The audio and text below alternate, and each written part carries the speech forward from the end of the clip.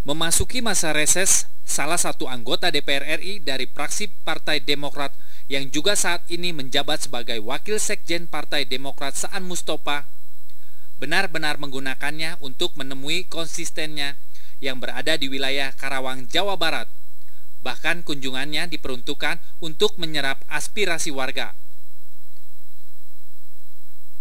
Aspirasi warga ini dilakukan selama seharian penuh di sejumlah titik di wilayah yang mengantarkannya ke Senayan pada 2009 lalu tersebut.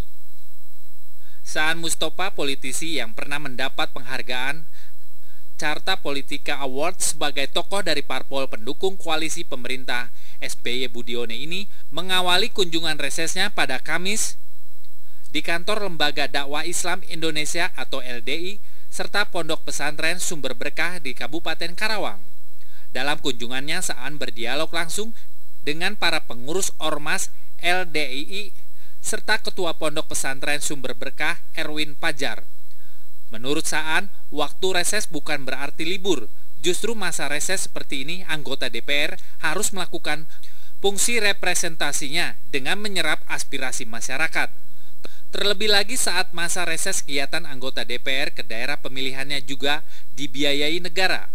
Selain itu, menurut wakil rakyat yang terpilih dari daerah pemilihan Jawa Barat 7 yang meliputi Kabupaten Bekasi, Karawang, dan Purwakarta ini, dirinya berharap dari acara silaturahmi dengan konstituennya, aspirasi dan keinginan masyarakat bisa ditangkap dan akan memperjuangkannya di DPR pada saat rapat-rapat dengan pemerintah.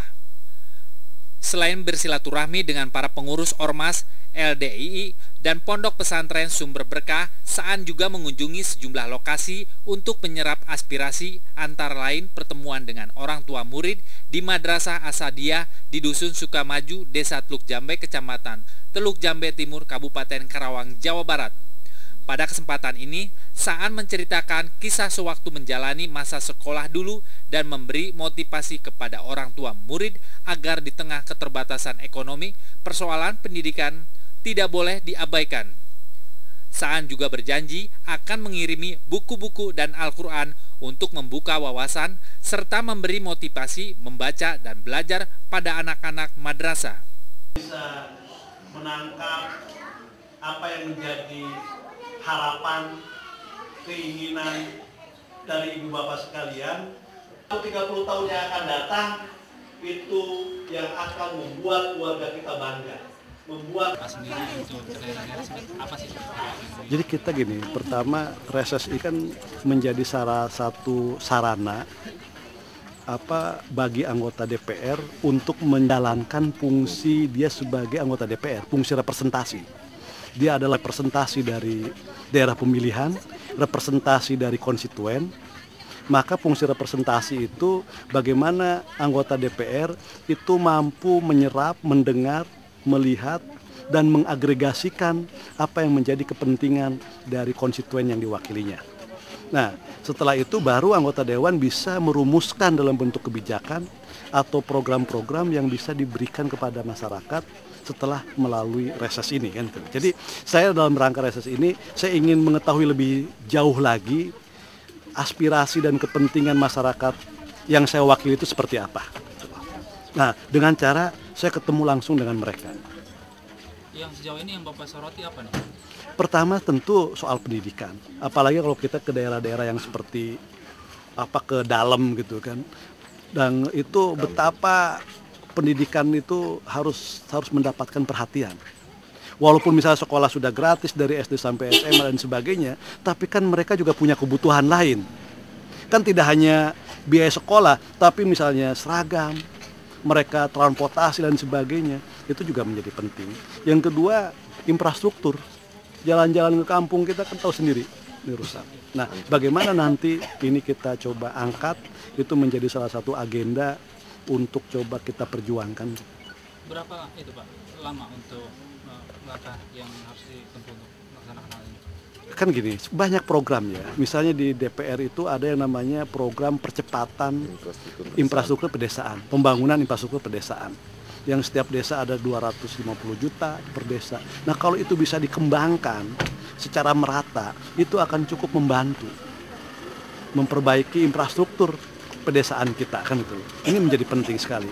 Nah, kita anggota DPR bagaimana mungkin kita bisa memperjuangkan, bisa tahu infrastruktur pedesaan itu rusak kalau kita memang tidak pernah lapangan.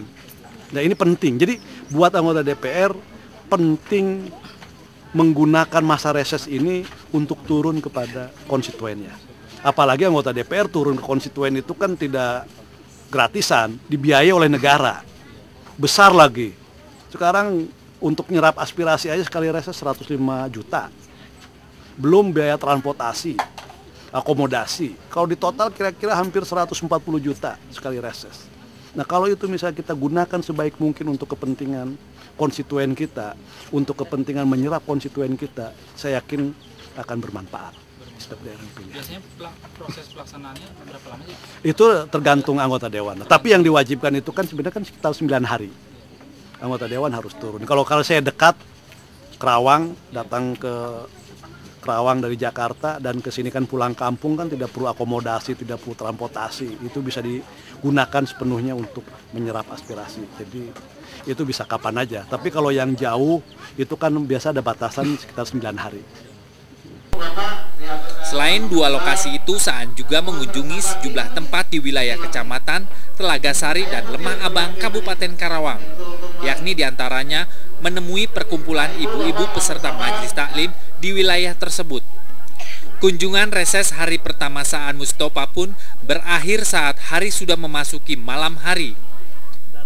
Dari Karawang, Jawa Barat, Tim Liputan tvberita.com melaporkan. Tapi ada yang ini ya, Abdi telepon lah, Abdi coba.